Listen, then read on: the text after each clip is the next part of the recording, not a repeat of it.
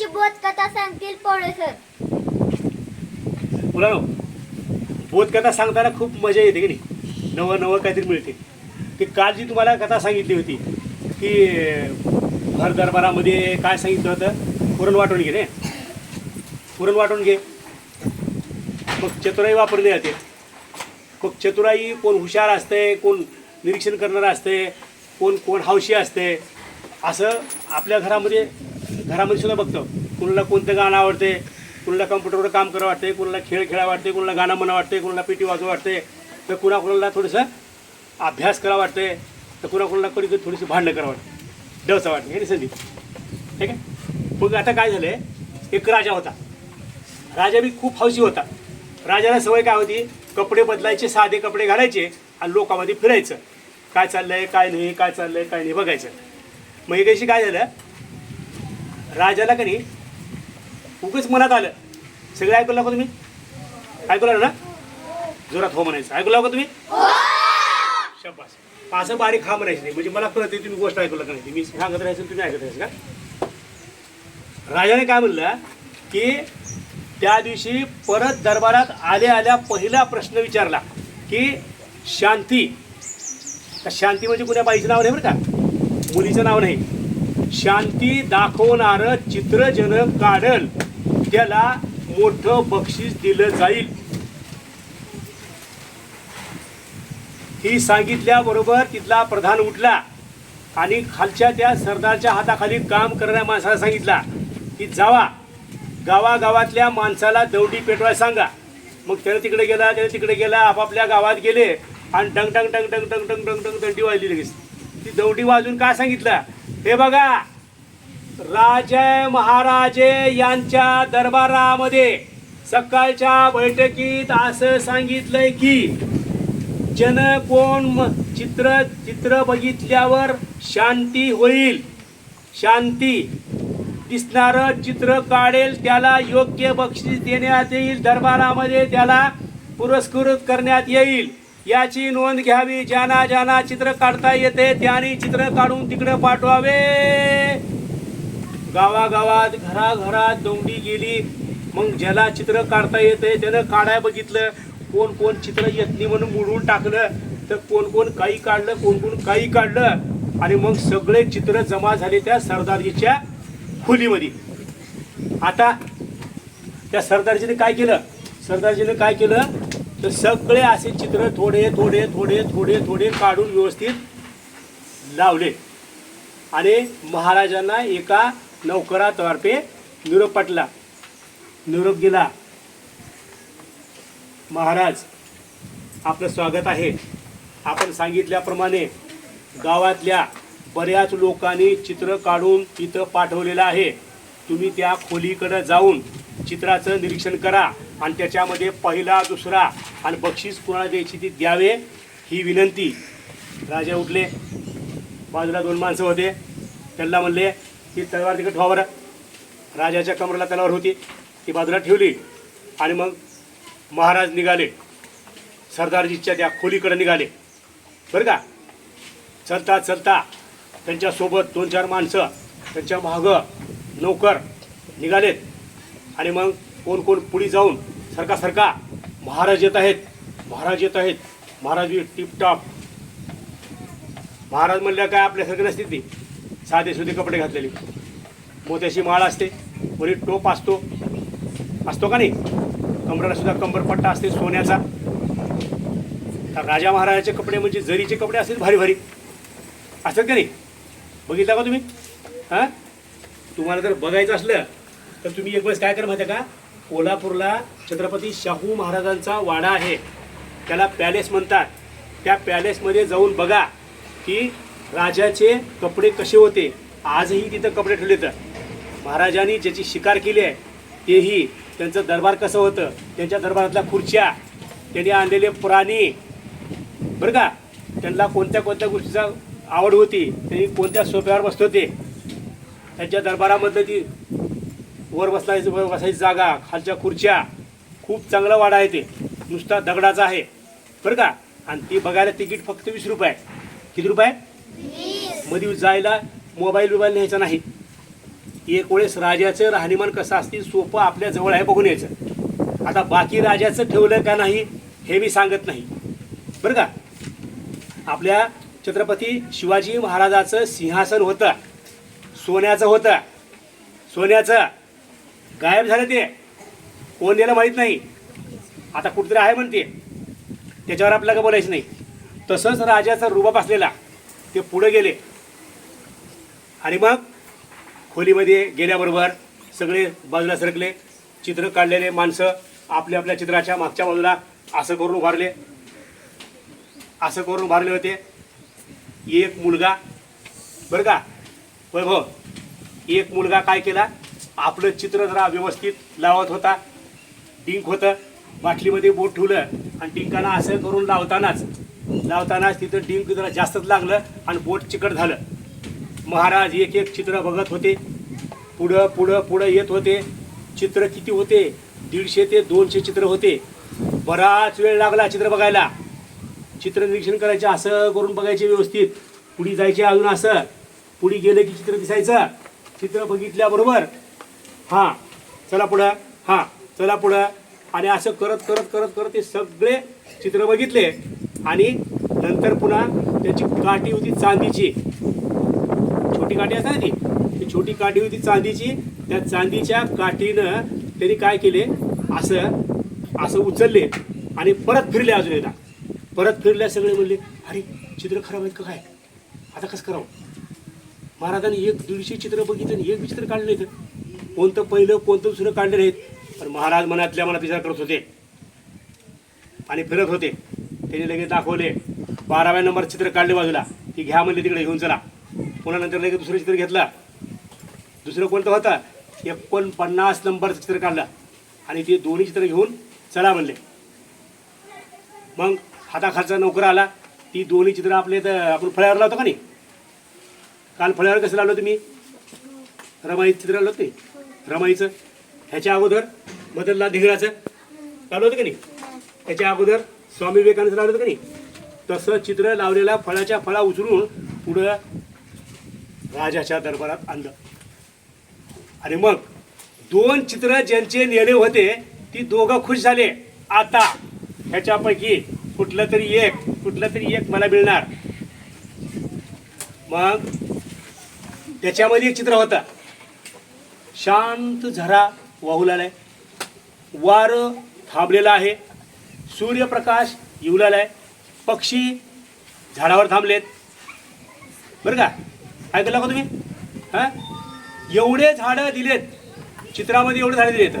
डोंगर थांबलाय, डोंगर बघितला का तुम्ही, ती डोंगर सुद्धा थांबलाय. त्या डोंगरावर एक उंच झाड आहे, ती सुद्धा शांतच आहे.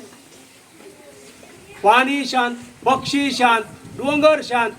जे चित्र दिसतंय, जे काही त्याच्यामध्ये सजीव दाखवले चित्रामध्ये, ते सगळं शांत, सगळं शांत, सगळं शांत म्हणल्यास हा ही शांतीचं चित्र आहे. त्या चित्रकाराला वाटलं आता ह्याच्यामध्ये सगळं शांती दाखवलंय म्हणजे मला बक्षीस मिळणार, एवढ्या सोन्याच्या मोहरा मिळणार मला बक्षीस. आणि सगळ्याच्या समोर मला सगळेजण टाळ्या वाजून म्हणणार चित्रकार लय भारी आहे असं म्हणणार. असं ह्यानं दिवा स्वप्न बघत होता. लगेच महाराजांनी दुसरं चित्र बघितलं.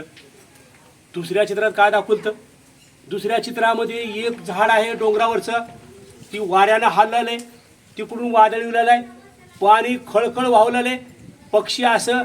आता वारा आले सट हालतं की नाही, आपलं हालतं का नाही बघा बरं. तुम्ही तुमच्या घरी कपडे वाळू घालता, तुम्ही कपडे वाळू घालता का नाही, हां टावेल वाळू घातलं, वारं आलं, टावेल हालतं का नाही, हालतं का नाही टावेल. तसं पक्ष्याचे झुंड जाताना वारं आल्यानं ती हालत होते. असे इकडे गेले थोडे, काही सरळ होतं काही वाकडे येतं. 10-12 निरीक्षण केले, त्या डोंगरावरचं झाड बी हालत होतं आणि ऊन सुद्धा कडक पडले. एका बाजूला कडक ऊन दाखवले आणि पाणी हालत होतं. जे जे काही दिसतंय ते सगळं हलणारं दिसतंय. बस ही दुसरं चित्र महाराजांनी बघितलं आणि दुसऱ्या चित्राच्या पेंटरला बोलवलं. कोण आहे ते दुसरं चित्र काढणारे, त्याला या म्हणा पुढं. लगे त्या नौकरांना हाक मारली. चित्र काढलेल्या माणसापैकी दुसरं चित्र काढलेला मुलगा त्याला महाराज दरबारात आमंत्रित करत आहेत. लगेच ती आलं पुढं आणि मग सगळे बसलेले दरबारामधले सरदार होते, सेनापती होते, हाताखालचे नौकर होते. त्यांनी म्हणले हे काय चमत्कार आहे. महाराज महाराज मला सांगा, या चित्रामध्ये तर शांत वाटत नाही, या चित्रामध्ये सगळं वादळी उडाले आणि तुम्ही वादळ येणाऱ्या चित्राला बक्षीस देऊ असं कसं? सगळे तोंडाकडे बघू लागले. राजे आता काय म्हणतात, महाराज काय म्हणतात, तोंडाकडे बघू लागले. सगळेजण तोंडाकडे बघू लागले. महाराज उठले आणि उभा राहिले.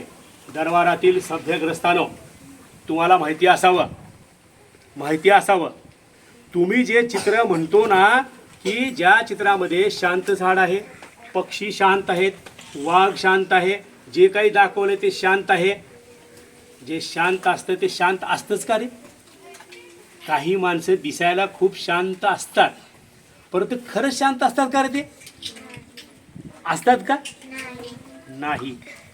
काही माणसाचं वरवर दिसणं हे वेगळंच असते आणि आतलं वागणं वेगळंच असते. सकाळी एक माणूस 6 वाजता उठतो बरं का, मस्त व्यायाम करतो, दात घासतो, तोंड धुतो, चहा पितो, आंघोळ करतो, सफारी घालतो छानपैकी, सूट फुटाची, केसापासून नखापर्यंत एकदम सुंदर दिसण्यासारखे कपडे घालतो आणि बाहेर येतो. बाहेर येताना कार घेतो, उतरतो आणि सगळ्या दिसणाऱ्या लोकांना नमस्कार नमस्कार, वंदे मातरम, नमस्कार नमस्कार म्हणतो. दिवसभरामध्ये जेवढे लोक भेटतील त्यांना त्या सगळ्यांना नमस्कार करतो. कळलं का? काय करतो? सगळ्याला नमस्कार करतो. संध्याकाळी 9 वाजता येतो, दार बंद करतो आणि फाशी घेऊन मरतो. आता सगळे लोक जे भेटले नमस्कार करताना, अरे इतकं शांत माणूस, इतकं चांगला माणूस हसून चेहरा करते, हसून चेहरा बोलते आणि आत्महत्या केलं, घाबर मेलेकडे. आता आपल्याला दिसलं का त्याच्या मनामध्ये काय चाललं? ते त्याच्या मनामध्ये काही चालले दिसलं का? म्हणून वरवरचं दिसतंय ते आउटर अपीअरन्स असते, ते खरं असतं का? असते का खरं? एखाद्याचं घर बाहेरून घाण दिसते आणि मध्ये एकदम स्वच्छ असते. एखाद्याचं घर फक्त बाहेरून स्वच्छ असते, मध्ये बघा तुम्ही रस्त्याने जाताना रस्त्याने जाताना इतकं मस्त केलेलं असते आणि कधी कधी मोठा अलट वाडा दिसते आणि मध्ये भकास असते का नाही? म्हणून दिसणारी वस्तू ही शांत असते नाही, तर आतून जे दिसतंय ते ओळखू आलं पाहिजे. हे ज्याला ओळखू येते तीच माणसं पुढे जातात. म्हणून काही माणसाला म्हणलं जाते बघा, मनकवडा बघा, मनकवडा, मनातलं ओळखते बघा त्यांना. जपून बोला बरं का, जपून बोला. काय म्हणते ना, जपून बोला म्हणते आहे की नाही? मग हे सगळं लक्षात आहे तुमच्या. आता मग समोरल्या माणसाला ओळखायचं कसं? शांत आहे म्हणून शांत म्हणायचं का? गरीबासारखं कपडे घातलेत, आम्ही येत होतो, आता गाडीत येत होतो. कोण कोण होते? माझ्यासोबत 2 मुलं होते. एक होता रोहन आणि दुसरा होता कोण? रामेश्वर. मी काय म्हणलं त्याला, या 4 सीटवर बसता येत नाही, आपण मागं बसलो मी. पण त्या समोर आलेल्या माणसाला त्याला माहीत नव्हतं की माझ्यासोबत ही लेकरं आलेत म्हणून. त्यानं लगेच काढलं पुढी आणि लेकराला म्हणलं खावा चॉकलेट म्हणलं. चॉकलेट होतं का चक्की होती की? पण हे लेकरं काय म्हणले, नको म्हणले. मग माझ्याकडे बघितलं त्यांना, मी असं बघितलं त्या लक्षात आलं, लगेच लक्षात आलं त्याच्या की ह्याच्यासोबत, ह्या दोघांसोबत ही कोणतरी माणूस आले नाही हो, माझ्यासमोर बसलेत म्हणून मी खाऊला म्हणून त्यांना देऊला. आता त्यांना देऊला म्हणल्यास पुन्हा काय झालं? 1 मिनिटानं पुन्हा एक पॅसेंजर आला. तर ती काय झालं, तिथल्या पॅसेंजरनं काय म्हणलं, दुसरीकडे जागा नाही का हो? त्या मुलाला उठा त्या मुलाला. मी म्हणलं त्या मुलाला मी फुल तिकीट दिले, हलवायचं नाही. मग ती काहीच बोलले त्यांना. मग थोड्या वेळानंतर मला वाटते 10 किलोमीटर पुढे हे गाव आल्यानंतर उतरलं ते माणूस उतरलं. पण उतरताना त्याला उतरायला हलं, ते हलूच लागलं असं पैसे काढताना हल्लं. माझ्या काय लक्षात आलं, ती माणूस आपल्या मनानं काहीतरी खायला देत होतं. म्हणजे काय लय मोठ्या मनाचं होतं का ते? नाही. त्यानं त्यावेळेला पोटामध्ये कुठलं तरी द्रव्य घातलं होतं, म्हणून त्याला नशा आला होता आणि असा डोलत होता आणि तो जोरजोरात बोलत होता. आलेला फोन सुद्धा जोरात बोलत होता. पण पहिल्या सुरूला बघितल्या मला वाटलं ती मोठ्या मनाचं माणूस आहे, लेकरावर प्रेम करतंय, खायला देऊ लागले. पण ते खरं होतं का? नव्हतं. लक्षात असू द्या. म्हणून तुम्हाला कुणी जरी गोड बोललं आणि कुणी जरी चांगले कपडे घालले दिसलं, त्याला चांगलं समजायचं का? त्याला ओळखाय शिकायचं. तुम्ही ओळखाय शिकलो माणसं की फसणार नाही.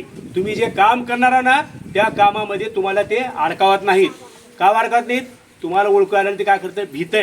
भीते का नाही? भीते का? बघा तुम्ही रस्त्याला जाताना एखादं कुत्रं लगेच येते आपल्या अंगावर आणि आपण असं केल्यास हा तुम्हाला मागच बोललो होतो, काही कुत्रे असे असते गुपचिप येतात आणि पाठीमागून चावतात का नाही? आपलं वाटतं किती गरीब कुत्रा वाटतंय. नसतंय तसा. त्याच्या पोटामध्ये गाठ असते, कपट असते, राग असते. हे माणसं मधून वेगळे असतात, बाहेरून वेगळे असतात. म्हणून दिसणाऱ्या गोष्टीवर विश्वास ठेवायचा नाही. बोललेल्या लोकांना लगेच विश्वास ठेवायचा नाही.